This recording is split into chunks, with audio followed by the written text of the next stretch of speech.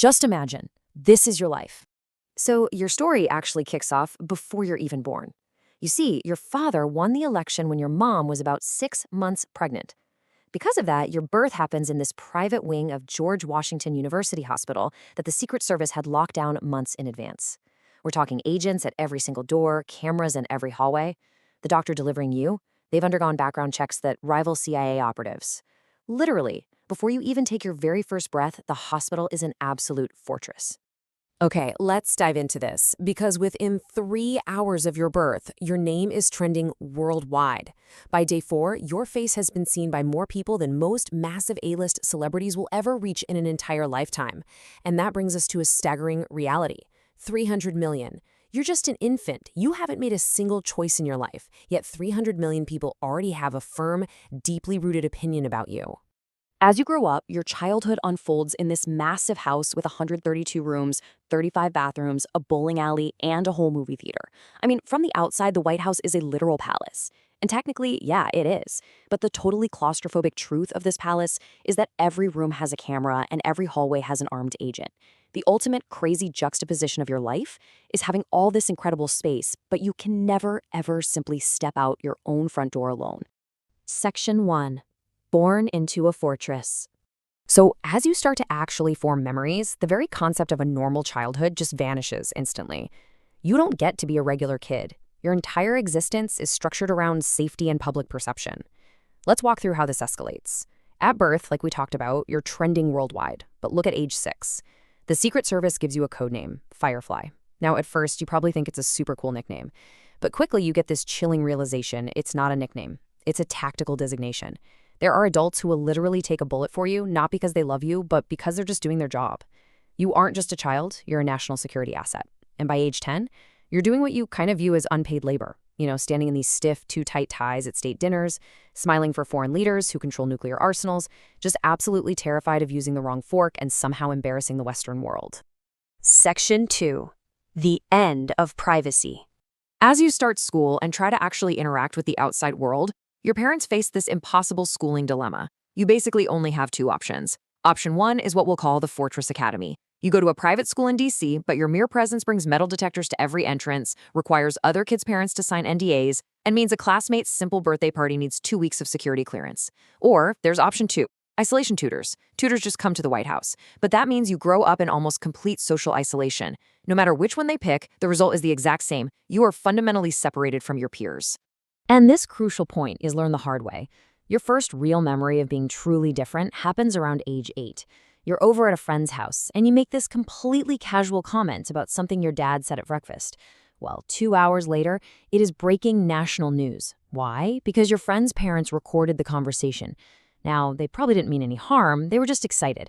But you learn right then and there, everything you say matters. And nothing is private, ever. Section 3. Adolescence in the spotlight. Now, the teenage years are turbulent for literally everyone, right? But imagine navigating puberty, dating, and just finding your own identity while living in a literal fishbowl. Let's look at age 13. You discover Twitter. Your dad just made a pretty controversial political decision, and you innocently search your family name. Within 40 minutes, you are reading things no teenager should ever have to read about their own father. Horrifying, deeply personal attacks. So visibly upset, you try to bring it up at the dinner table. And your father, he just sighs, dismisses it, and says, "It comes with the job." And you are left having a full-blown existential crisis, just lying on your bedroom floor. Think about the crushing emotional weight of that moment. I mean, prior to this, your biggest personal decision was picking an ice cream flavor at your cousin's birthday party. Now you're absorbing the collective hatred of millions of people aimed directly at your family, and you are entirely alone in processing it. The teenage reality just becomes a series of really harsh lessons. Your only true escape? Online gaming. For 3 years, your absolute best friend is a guy from Texas who calls you a noob through a headset. He has no idea who you really are, and honestly, it's the only honest relationship you have. Real-world dating? Forget about it. Your first girlfriend gets her entire social media history and even her parents' voting records completely torn apart by tabloids until she just can't take it anymore. You realize that getting close to you means inheriting your prison. Then there's the sense of duty.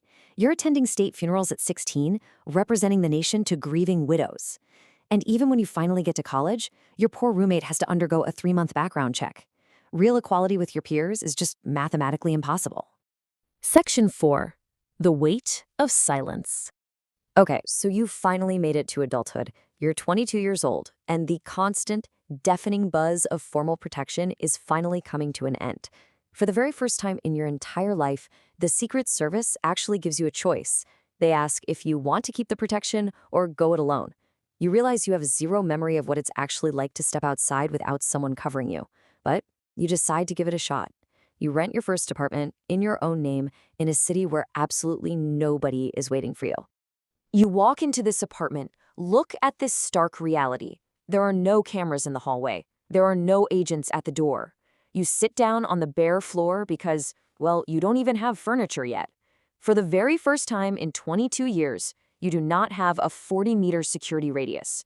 You sit there and you wait for something to happen, but nothing does. And it's right here that you hit a profound psychological wall. You just don't know what to do with silence. Silence was supposed to feel like freedom, right? That's the dream. But because there has always been someone monitoring every single room you've been in since your first cry, the silence doesn't feel free. It just feels like an empty room that your body physically does not recognize.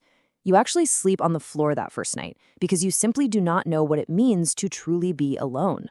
Section 5. Living with the Legacy. Flash forward to 30. You cautiously fall in love with someone who actually understands the burden, a senator's daughter who just inherently gets what it means to share a father with a whole country. But even with that perfect understanding, you realize the fundamental shadow of your family name is just never going away. And throughout all of this, you carry one specific, deeply private memory from the inside. Around age 6, you woke up thirsty and walked down to the White House kitchen. And there, you saw your father, the supposedly invincible president, sitting alone at the table, head down, hands covering his face. No aides, no agents, just him silently breaking down. You sneaked back to bed and never told a single soul, not because it was a scandal, but because it was the one genuine, entirely private piece of him that you, and only you, possessed. Now, what's really interesting about this slide is how it perfectly illustrates that every single career path forward is already predefined and basically a trap. If you go into politics, you are forever measured against his legacy. Go into the private sector, you're instantly accused of capitalizing on the family name. Philanthropy is labeled as reputation laundering, and if you try to be an artist or a musician, you are just never taken seriously. You're completely trapped by the legacy, and the cruelest joke of all is that you can't even complain about it. If you do, the world will just call you ungrateful for having so much privilege. But the ultimate temptation remains, doesn't it? Politics. You know for a fact that just by having your last name, you would start with a massive 40% approval rating right out of the gate. I mean, that is an absurd advantage. But you hesitate because you remember that night in the kitchen. You watched your father sacrifice his health, his privacy, and his peace for that power. You know exactly what it costs. So ultimately, you are left with this final question. You live in a world where your last name is a sentence that started before your first cry, and it has no end date. You are the most recognized, yet least known person in literally any room you walk into. So knowing everything you know from the inside of the golden cage, is power actually worth the price? Or is the absolute greatest act of rebellion against your destiny simply choosing to step away and just be happy? Something to think about. Thanks for learning with us today, and I'll catch you on the next one.